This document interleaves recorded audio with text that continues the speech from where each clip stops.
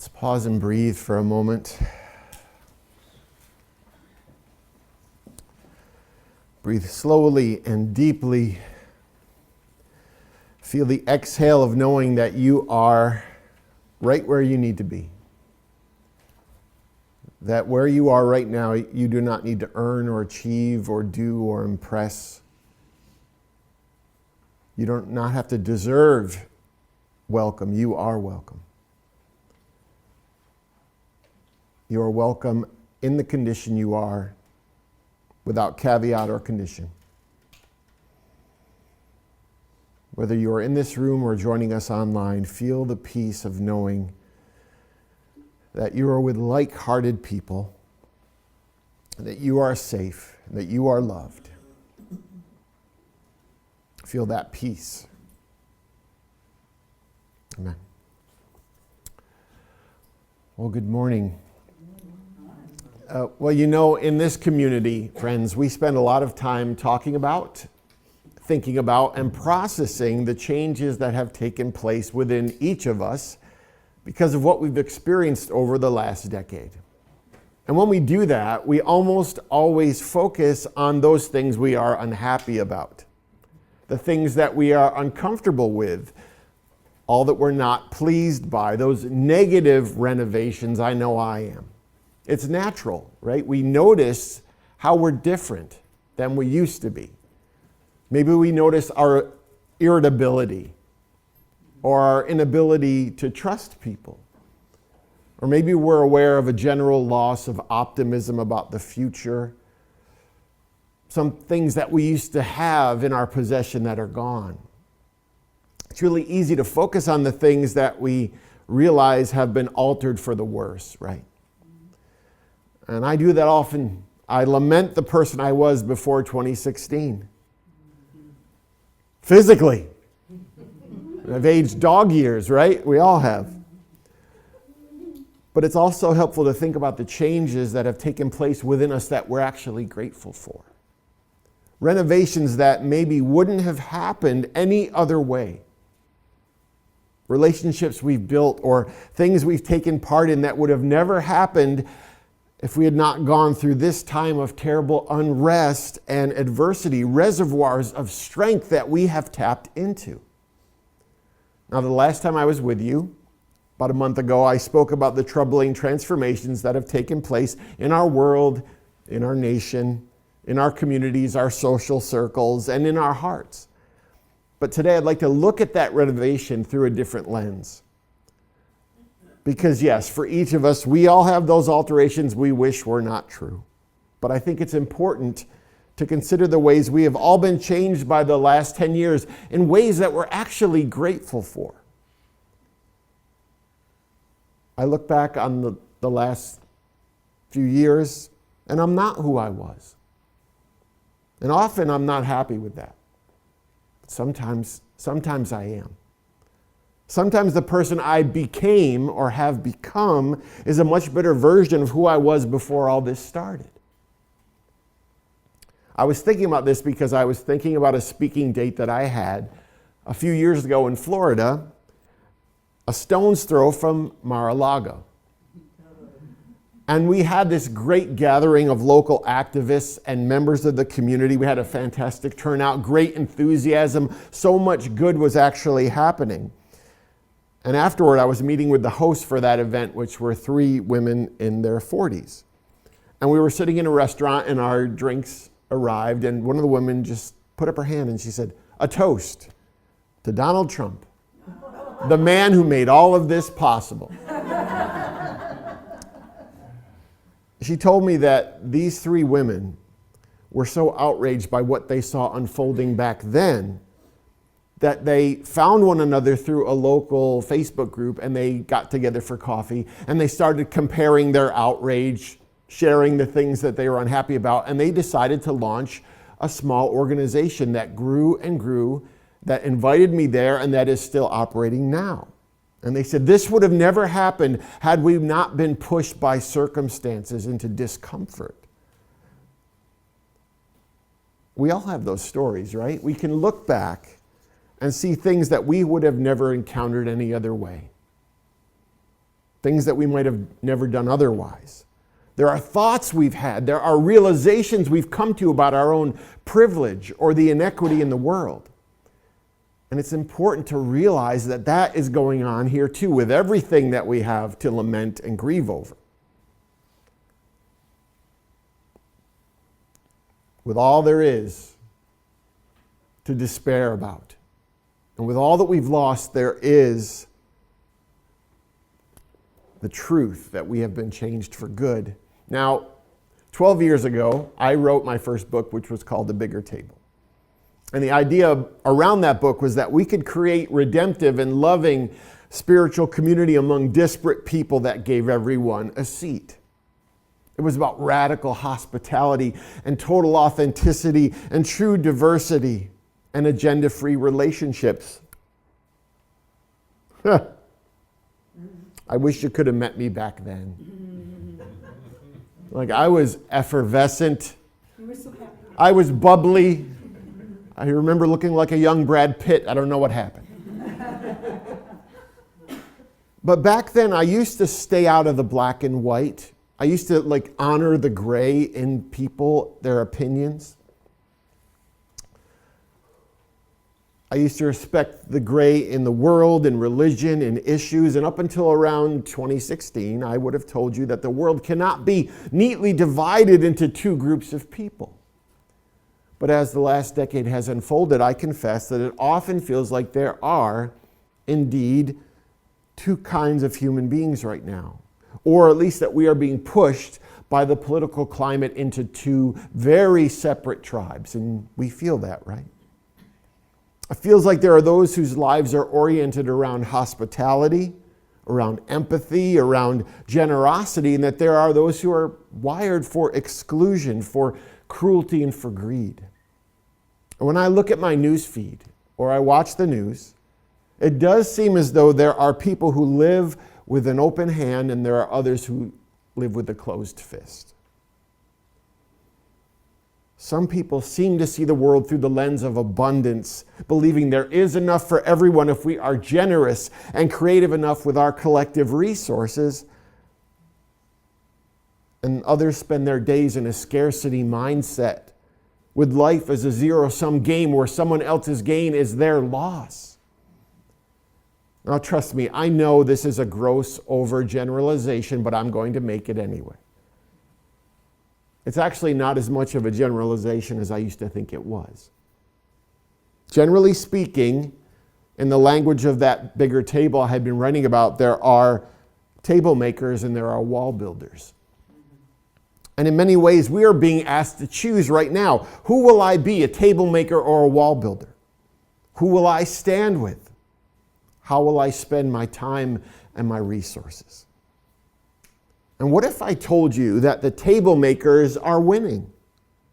That the givers and the helpers and the healers and the lovers are gaining traction? Would you think I've finally lost it?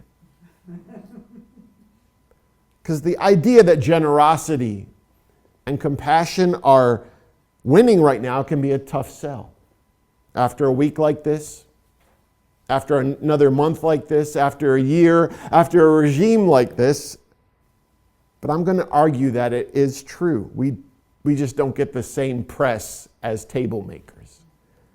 See, the wall builders are always going to get our attention. Discord sells. Bitterness makes the news. Hatred garners clicks. Conflict always trends. Acts of violence and expressions of bigotry and movements of hatred, they get popular so easily. Those who build walls know this, right? That's why the claims of the wall builders right now become more and more sensational. Their social media posts are more and more irrational. Their sermons more incendiary. Their press conferences more unhinged. And what this does, friends, is it skews the information ecosystem that we exist in 24 hours a day. And that in turn alters our perception of the world until we encounter something that offers a dissenting opinion. That's something that challenges our assumptions, that argues with this story in our heads that everything is hopeless. I got that interrupted yesterday. I found myself surrounded by table makers, and I'll tell you how it happened. 3 days ago, I got an email from a group that I volunteer with. It's a volunteer hub that connects people with activities throughout the city called Activate Good. I've talked about them a lot.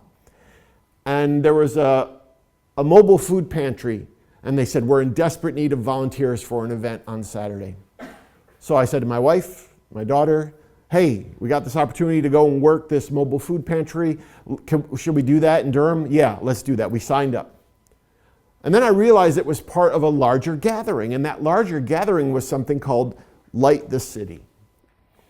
And it was created by a church called First Calvary Baptist Church. Now, as I read that, I began to get a little concerned, because I realized that this church and my theology did not perfectly line up. And I had this thought, should I not do this event? Do I need to talk with the pastor? Do I need to go through their website and see what they believe about every issue, how everyone there votes? And then I realized, hey, dummy, you're going there to feed people, which is what Jesus always did, which you always said you should be doing, so don't worry about all that. So we got there, and boy, was I wrong. I would have been wrong to not go, because this church had put on this gathering where they were paying off thousands of dollars in people's electricity bills.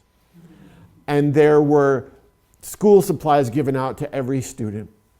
And we were working on this food pantry, giving people fresh produce and eggs and meat. And I just looked around and I thought, this is what we're supposed to be doing as human beings.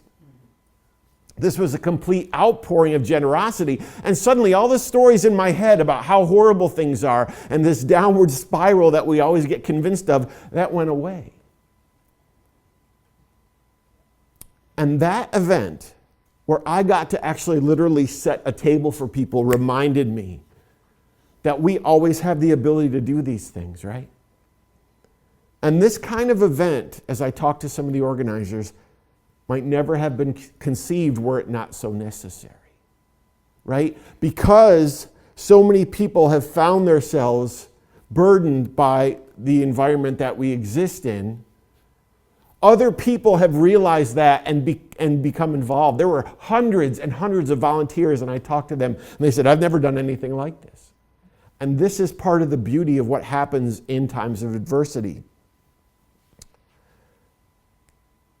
Right now, it can seem like the wall builders are winning because they're so loud and they're so prominent. But we table makers, we know better. Think about this. People like this are on the ground every single day in our communities, shoulder to shoulder with disparate human beings, wooden planks and hammers in hand. They are doing the difficult, messy work of making something beautiful, something that is not exclusionary. Something not generated by fear. Something not intended to divide. Something motivated by a sense of abundance and not of lack. You know this because you are such people. If you think about the circles that you travel in, the organizations you support, the events you attend, the people you share this life with, you know that the table makers are still here, expanding that table so that weary people can come and find rest, so that terrified people can find refuge, so that hungry people can be fed, so that the forgotten, invisible people can be seen and heard and loved, so that they know they are worth welcoming. You know that every day the table makers are listening to the stories of people whose experiences of the world or America or religion or law enforcement are different from their own. And in doing so, the table expands. You know that the table makers are reaching across the imagined divides and the curated conflict and the manufactured crises of the wall builders and finding the greatest commonality on which to base their days and expend their energies. And the table expands. And as these people like you, collaborate and make and build, there is joy and revelation and beauty all around. That is defying the wall builders and what they would prevent what they would destroy. There is a story being told that defies the headlines online and in the news and even in our heads. And I know this is true for one more reason, because despite all that you've been through and all that you've grieved and all that you've lost, and how many times you said, "That's it, I'm done," here you are this morning, doing it all over again, because that is what table makers do.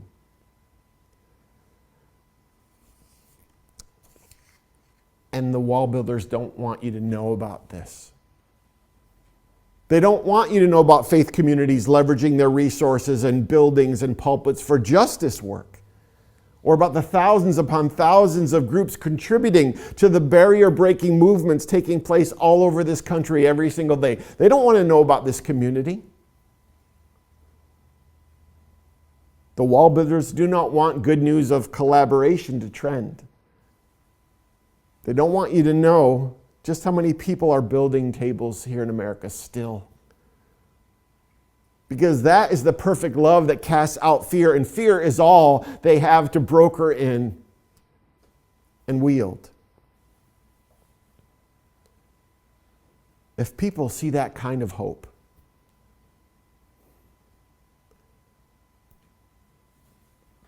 the wall builders will soon be out of business.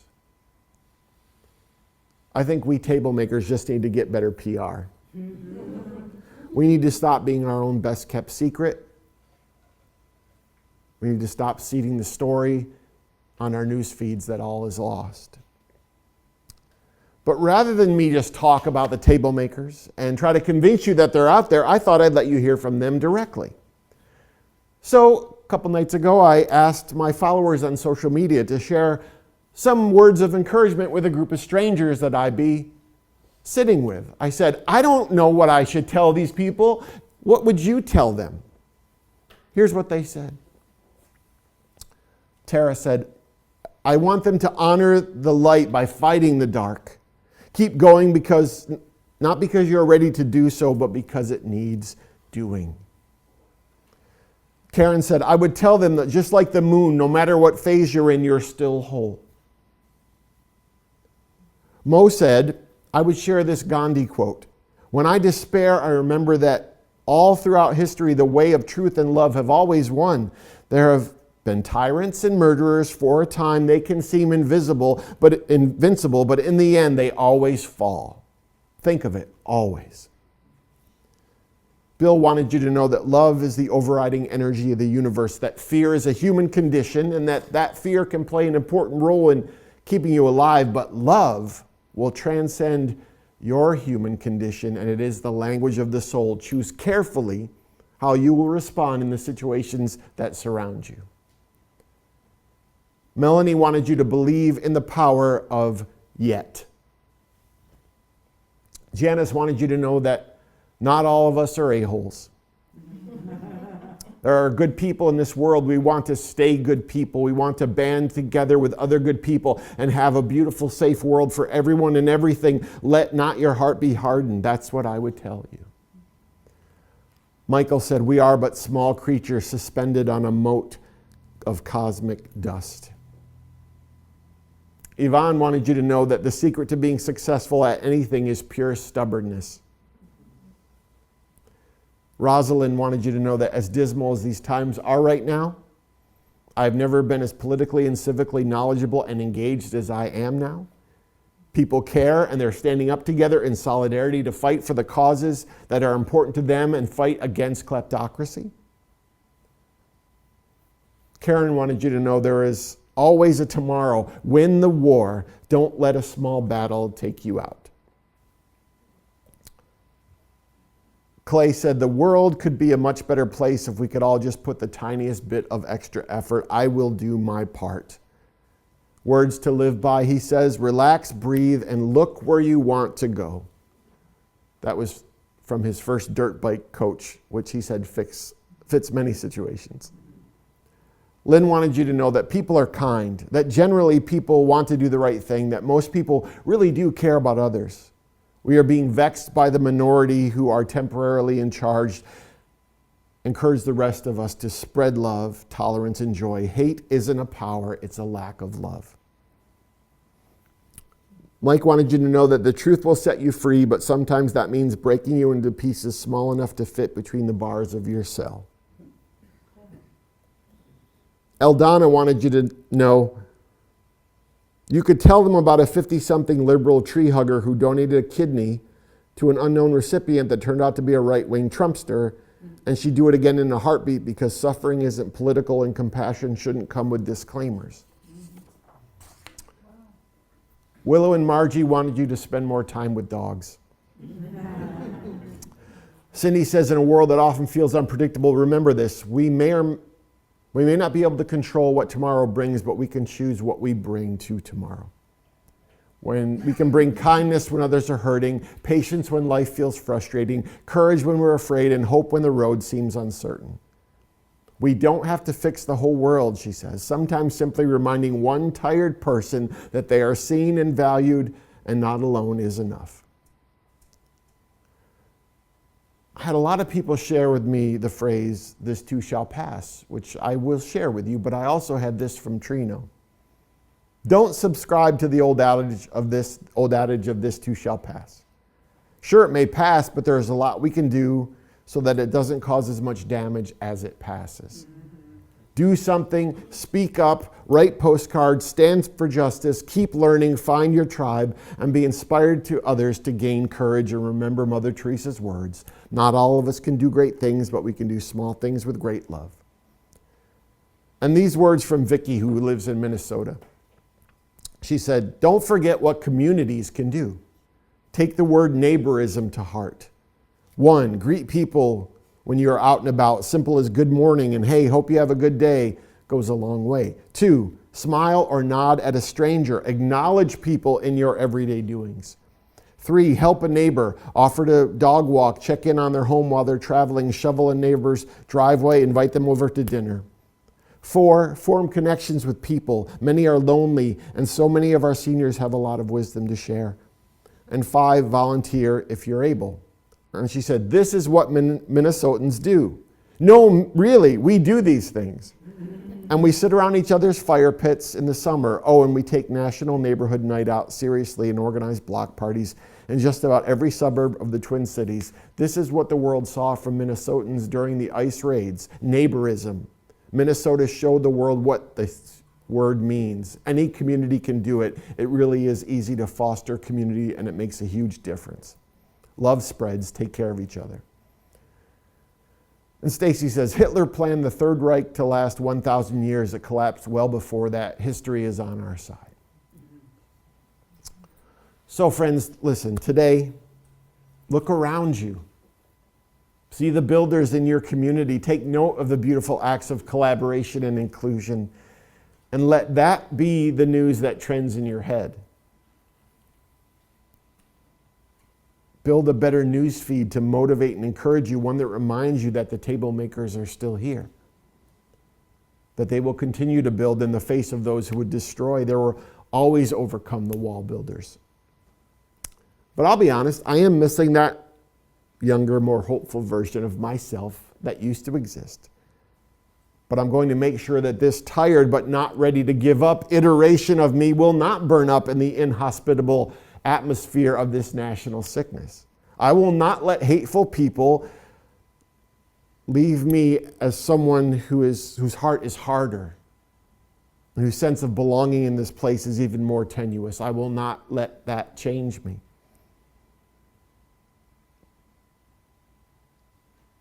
But actually, future me is none of my business right now. Because today is the one waiting for me. Today is the one waiting for you. Right now, all we can do is to wake up within the day before us and appeal to our better angels to wield the damaged but still functioning humanity in our possession to access all the goodness and courage and faith that we can muster today.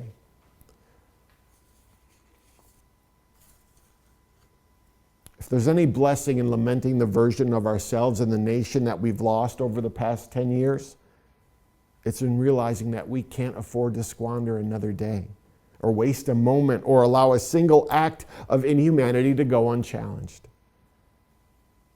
I miss the person I used to be before this nightmare began, but I'll be damned if I'll let these heartbreaking days and the people authoring them take any more. Because despite everything that has changed in and around me, I still am going to get up like you every day, knowing I have a table to build, people to welcome, and abundance to share. So consider who you are right now.